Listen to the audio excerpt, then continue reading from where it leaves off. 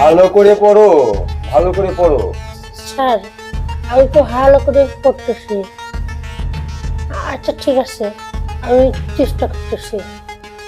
যখন সবার থেকে ডাউট দিয়ে কান থেকে তুই একটু বোঝাই তখন স্যার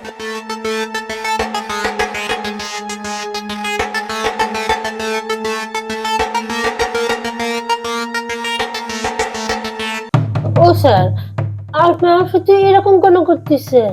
তুমি পড়ো না কেন? পড়ো। আমি বলতেছিলাম কি, আপনি যদি এরকম করে হাতটা ধরে রাখেন না, আমি পড়বো কেমনি করে? শোনো, এই যে তোমার হাত ধরেছি না, হাত ধরা কিভাবে ধরতে হয় এটাও কিন্তু একটা শিক্ষার প্রয়োজন আছে। তুমি তো মেয়ে মানুষ, পরের ঘরে যেতে হবে না, স্বামীর সোহাগ নিতে হবে না, পেতে হবে না। যেমন করে তুমি তাকে ধরবে, সে তোমাকে ধরবে, সবগুলো তো আমি শিক্ষা দেব।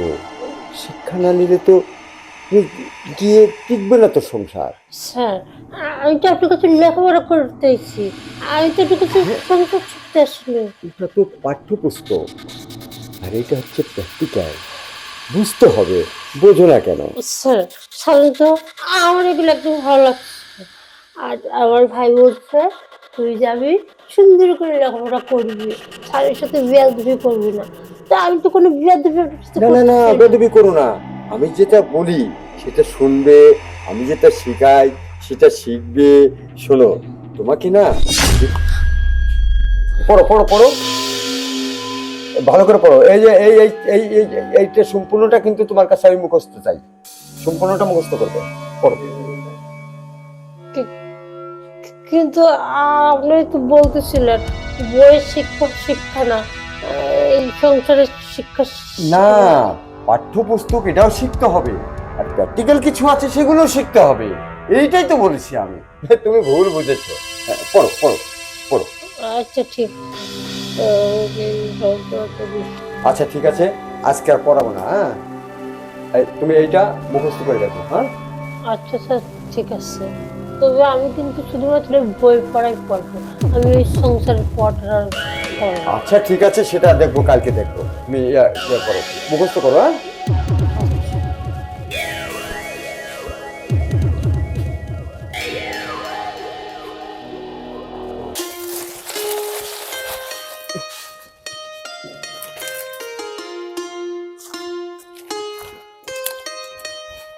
সাহেব, জীবন কিছু বলবি? জি সাহেব, কিছু বলার জন্যই তো আপনাকে ডাক দিলাম। কি বিষয় বল? সাহেব, আমার তো একটা বিষয় খুব সন্দেহ লাগতেছে, বুঝছেন? ওই যে স্যার আছে না, আমার বোনে যে পড়ে সেই স্যার, হ্যাঁ হ্যাঁ, কি করছে ওই স্যার? আমি দেখলাম আপনার বোনকে পড়ানোর সময় গায়ে টাচ করে, কিরকম যেন নজর দেয়। আমার তো এই বিষয়টা খুবই সন্দেহ লাগলো। আচ্ছা, তুই তো ভুল দেখেছিস। স্যার রকম মানুষ না, ধর যে স্যাররা পড়াতে আসলে নর্মালি ছাত্রের গায়ে হাত দিবে, বুঝাবে, এরা কোনো বিষয় না। আচ্ছা তুই কাজ কর, আমি দেখতেছি কি অবস্থা, ঠিক আছে? সাহেব, আমি যা দেখছি আমি আপনাকে তাই কইলাম, বাদ বাকি আপনার বিষয়। আচ্ছা তোর ভাবতে হবে না, আমি দেখতেছি, ঠিক আছে? তুই তোর কাজগুলো কর মনোযোগ দিয়ে, হ্যাঁ? জি সাহেব। হ্যাঁ, তোমাকে যে কালকে পড়া দিয়েছিলাম, পড়ছো? স্যার আসলে হয়েছে কি, আমার না সব পড়া হয় নাই, তবে এইটুকু হয়েছে, এইটুকু হয়নি। আমি বলি আচ্ছা ঠিক আছে, এটুকু কেন হয়নি? আসলে কি স্যার, আমি না সব কখনই পড়ি নাই, ওই আর কি সকাল সকাল ঘুমায় পড়ছিলাম তো তাই। শোনো, লেখাপড়ায় সবসময় মনোযোগী হতে হয়।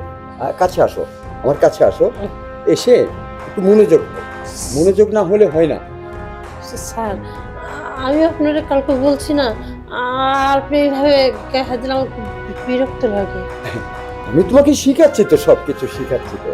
স্যার আসো স্যার আমি তো আসো, এই যে দেখো, এখানে এখানে দেখো। আরে বুঝছো কি না, তারপর আপনি আমাদের শিখান না। আচ্ছা তুমি পড়ো, এই নিচের পড়াটা হয়নি কেন? আসলে হয়েছে কি স্যার, কালকে না আমি একটু সকাল সকাল ঘুমিয়ে পড়ছিলাম। আসল কথা, তুমি মনোযোগী হওনি, মনোযোগী হতে হয়। স্যার আপনি না কালকে আমি বলছি, আপনি এভাবে আসলে দেখো, স্যার বিরক্ত লাগতেছে আমার। তোমাকে কিন্তু সুন্দর লাগছে স্যার না, আজকে, খুব সুন্দর লাগছে। এই স্যার, এই কি ব্যাপার, তুমি ভালো কথা বলতে পারো? ভালো কথা না, তোরে বুঝাচ্ছি। ভাইয়া, ভাইয়া এদিকে আসো। আইসো না? এই যে আমি বলছিলাম না উনি মোটেই ভালো মানুষ না, আজকে আমি প্রমাণ পাইছি। তোমার আমি আগেই বলছিলাম আপু এমনি এমনি সুইসাইড করেনি, এর পিছনে নিশ্চয় কোনো কারণ আছে। আমি জানতাম আপুর কারোর সাথে কোনো সম্পর্ক নেই, একমাত্র বাইরের মানুষ বলতে এই স্যারের কাছে পড়তো, আর তার মধ্যে কোন একটা কিছু গন্ডগোল ছিল। তাছাড়া কেন আপু শুধু শুধু আত্মহত্যা করতে যাবে? কিন্তু এখন বুঝতে পারছি, এই যে আপনি মানুষকে পড়ান না, আপনি শিক্ষক না, আসলে আপনি শিক্ষক না, শিক্ষকটা মানে একটা জানোয়ার। আপনি কি ভাবতেছেন? হ্যাঁ, আমাকে থেকে অবাক হচ্ছেন যে এই মেয়েটার মুখটা এরকম বেঁকা ছিল যে ঠিকভাবে কথা বলতে পারতো না, সেই মেয়েটা এখন ঠিকভাবে কথা বলছে আর কিভাবে প্রতিবন্ধী থেকে ঠিক হয়ে গেল, তাই তো? আমি আপনাকে সব প্রশ্নের উত্তর দিচ্ছি। ইচ্ছাকে তো ভাবেই আমার ভাইয়া আপনার কাছে আমাকে প্রাইভেট পড়তে দিচ্ছে। আসলে এটা ছিল আমাদের পূর্বে একটা প্ল্যান। কেন জানেন? আরে আমার বোন সাদিয়ার কথা বলছি, কিছুদিন আগে শোনেন নাই সে মারা গেছে, আত্মহত্যা করছে, কিন্তু কেউ জানে না কেন সে আত্মহত্যা করছে। ও ছিল শুধু আমার বোন না, আমার কাছে সবচেয়ে ভালো বন্ধু। কিছুদিন দেখলাম ও ঠিকভাবে খাওয়া দাওয়া করে না, মন মরা হয়ে থাকে। আমি ওরা কত জিজ্ঞেস করতাম, কিচ্ছু বলতো না, শুধু বলতো সময় হলে বুঝবি, আর তুই কারো কাছে পায়ে পড়বি না, যদি পড়তে হয় ব্যাসে পড়বি। তারপরেই তো আমার বোন হঠাৎ করে মারা গেল। আমার তখনই সন্দেহ হয়েছিল আচ্ছা আপনি আপনি কিছু একটা করছেন আমার বোনের সাথে, না হলে আপু এমনি এমনি এই কাজ কখনোই করতে পারে না। ওরা আমার কথা বিশ্বাস করে না। আমি ভাইকে রিকোয়েস্ট করছিলাম আমি ওই স্যারের কাছে পড়তে চাই, ওই স্যারকে নিয়ে আসো। আর আপনি তো জানতেন না না যে ওরা একটা বোন আছে বা আমি প্রতিবন্ধী, কিচ্ছু জানতেন না। তাই আমার ভাইয়া যখন আপনার কাছে আমার দায়িত্ব দিল আপনি সুন্দরভাবে নিলেন, আর সেই একই কাজ আপনি আমার সাথে দিনের পর দিন করার চেষ্টা করলেন। কি ভাবছিলেন আমি প্রতিবন্ধী মানুষ, আপনার উপর সব দায়িত্ব দিছে, আপনি যা খুশি তাই করতে পারেন, আর কেউ ভুল করে টেরই পাবে? হয় কোনো মেয়ে মেনে নেবে, আর না পারলে সে নিজেকে শেষ করে নেবে। কিন্তু আর কত কথায় আছে না, বাপ বাপকেও ছাড়ে না। দেখলেন তো, না জানি হাজার হাজার মেয়ের জীবন আপনি নষ্ট করছেন। অথচ আছে আমি আপনার এই মুখোশটা না খুলে দিই। আপনি একজন শিক্ষক না, শিক্ষক না আমার কলঙ্ক। ভাইয়া এখন তো সব প্রমাণ হয়েছে, এখন এরা বলো তুমি কি শাস্তি দিবা? এই জানোয়ারটা না তুমি ছাড়বা না, কিছুতেই ছাড়বা না। ওর জন্য আমার বোন আজকে আমাদেরকে ছেড়ে চলে গেছে। ওর উচিত শিক্ষা হওয়া দরকার, কঠিনতম শাস্তি হওয়া দরকার। বোন তুই ঠিকই বলেছিলি, আসলে আমি ভুল ছিলাম। তোর জন্য আমার একটা বোন আত্মহত্যা করে মারা গেছে। আমার যে বোনটা ফুলের মতো পবিত্র ছিল, তোর জন্য আর বোন মরছে না, আমি তোকে বাঁচতে দিব না। তোর শাস্তি হবে আমার নিজে হাতে। তোর কাছে আমি বাবাজি, আমি তোমার কাছে হাত জোর করে ক্ষমা চাচ্ছি, আমাকে তুমি ক্ষমা করো। আমি শিক্ষকদের মান রাখতে পারিনি। তোমার বোনের মৃত্যুর একমাত্র কারণ আমি আজকে কোনো কিছু গোপন রাখবো না।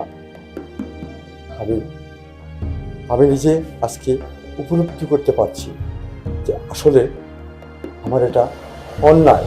আমি এতদিন যা করেছি সবই অন্যায় করেছি। তোমার বোনকে আমি সর্বনাশ ঘটাইছিলাম, আমি তাকে ব্ল্যাকমেইল করেছিলাম, আমি তাকে ফাঁদে ফেলে তাকে আমি আমার সঙ্গে অনৈতিক কাজ করতে বাধ্য করেছিলাম। এক পর্যায়ে সে গর্ভবতী হয়ে যায়। আমাকে সে বলে, আমি অস্বীকার করেছিলাম যে তুমি এই কথা কাউকে বলো না, আর আমার পক্ষে সম্ভব না তোমাকে বিয়ে করা। তখন সে আমার কাছ থেকে প্রতারিত হবার পর আত্মহত্যার পথটা বেছে নেয়, কিন্তু আমি জানতাম না যে সে এত তাড়াতাড়ি আত্মহত্যা করবে। আমি পরে চিন্তা করেছিলাম তাকে হয়তো ডাক্তারের কাছে নিয়ে যাব, সে সুযোগটাও আমাকে সে দেয়নি। কিন্তু আজ আজ আমি বুঝতে পারছি আমি কত বড় একটা অন্যায় করেছিলাম। আমি বুঝতে পারিনি সে এত তাড়াতাড়ি আত্মহত্যা করবে। আমি ভেবেছিলাম তাকে ডাক্তারের কাছে নিয়ে যাব, সে সুযোগটা আমাকে দেয়নি। আর আমি আজকে হাড়ে হাড়ে টের পাচ্ছি যে একটা মানুষকে প্রতারণার ফাঁদে ফেললে তার কি হয়। যদি সে তোমার বোন না হয়ে আমার বোন হতো, আমিও ঠিক তোমার মতো ক্ষিপ্ত হয়ে যেতাম এর প্রতিশোধের কারণে। কিন্তু তোমরা এখন পর্যন্ত আমাকে কিছুই বলনি, আমাকে টিকিয়ে রেখেছ। আমার এখান থেকে শিক্ষা নেওয়া উচিত যে আমিও মানুষ, তোমরাও মানুষ। আমি তোমাদের যা ক্ষতি করেছি আমি পারবো না এই ক্ষতি তোমাদেরকে পুষিয়ে দিতে।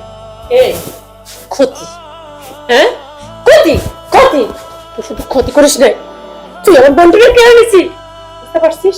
কি ভাবছিস তুই এখন হাত জোর করবি ক্ষমা চাইবি আর তোর ক্ষমা করে দিব? না, ওরে তো ক্ষমা করা যাবে না।